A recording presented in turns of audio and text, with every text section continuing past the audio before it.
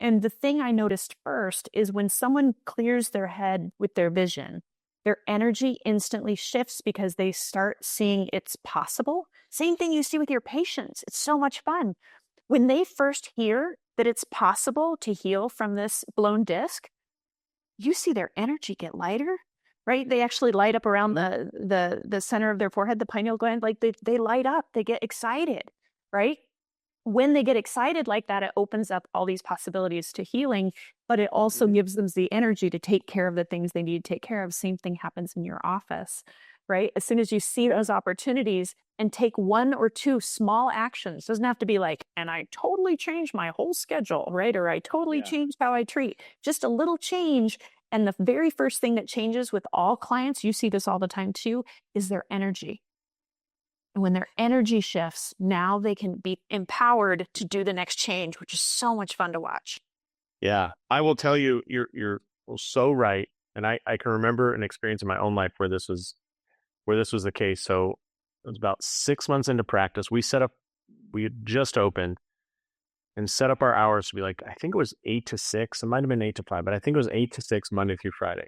Those are normal business hours, where you're taking an hour or two off for lunch in the middle there. Anyways, for like the first 3 months, we had so many cancellations, and I would have this horrible feeling going home every week because we'd have a ton of cancellations. When we just kind of analyze the numbers, if you were to guess, where do you think most of those cancellations were occurring? They were on a certain day at a certain time. Friday afternoons. Damn right, sister. Since Friday afternoons were something like 60% of all of our cancellations, right? And everybody promised, oh, I'll be there, and everybody canceled. Well, the effect to me was I was ending my week with a shocking number of cancellations that had exponentially grown over the day, right? And we're just like, we finally were like, why are we doing this? So then we decided to cut our hours from 8 to 6 to 8 to, I think, 1, or the last patient was like at 12:30, which got us out at 1. And I remember it completely changed the energy on Friday, because Friday was like, hey, man, let's get in. We're not going to take lunch. So let's get it done. Blah, blah, blah. Feeling good. Way fewer cancellations, way more energy in the office. And it was like almost like the autonomy of when I chose to not see patients in the afternoon, it was mine, my decision, my energy, my why. But when they decided not to come on Friday afternoons, it was totally different, right? When I was being ignored or whatever, I felt like, feel like you were unwanted, unimportant, all the things. Right. Yeah. And the funny thing was that when you look at it, the density that we were able to fill almost every spot Friday morning, whereas when we had Friday afternoon open, there was more Swiss cheese. So we were making probably better money. It was a whole lot more fun. Our clients were responding better. They were like, yeah, I'm out of here. And we would even get the last hour or two would be people be like, yeah, man, I just closed up the office. This is my last thing of the day. And then I'm done. I'm going out for the weekend or whatever. And it was just like the empowerment I felt of like, oh yeah, you can set your own schedule and it doesn't have to comply with anybody's. It can be your own, was just like, mind blowing, total situational change. I had a saying in my office that was, I change my schedule more than people change underwear. Because I scheduled based on what my life was. So if I had a really awesome workout class come up Thursday evenings, well, I was going to close early so I could go to that. Yeah. And our income went up and up and up and up every time. I see that with clients all the time. As soon as you pick your schedule, your income grows, not decreases. You don't have to be available 24/7. And to your point, it was because you made the choice that then changes the energy. It's so cool. That's awesome. Yeah.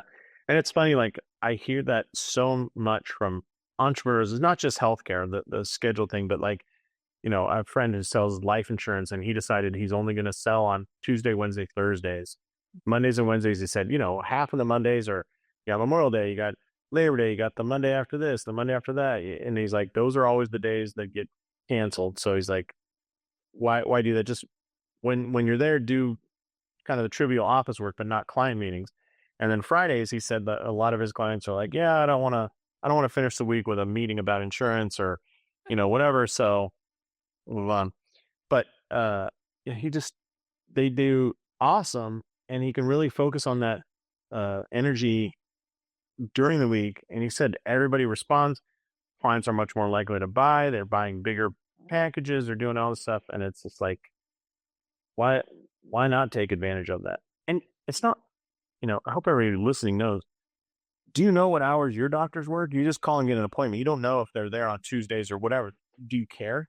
Like, surgeons like, oh, I do surgeries on Tuesday. Okay, cool. That's doesn't affect me at all. Right. And that's what I always told people is your patients have no idea if you're on vacation, if you're there, if you're doing a soup kitchen. They don't know what else you're doing. They just know that's not an available appointment, and they're fine with it. Every time I changed my hours, they were like, okay, I'll take Friday afternoons then. Okay, I'll take Wednesday urgent. Okay. I mean, Right.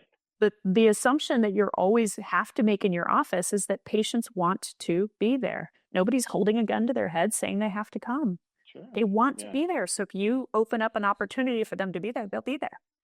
Right. And they want to be there with you. Like, I mean, you're the attraction. So it's like, oh, well, Michelle's now working 5 p.m. to 8. And it's like, okay, I'll come at 7:30. That's right. Whatever it takes, I'll be there.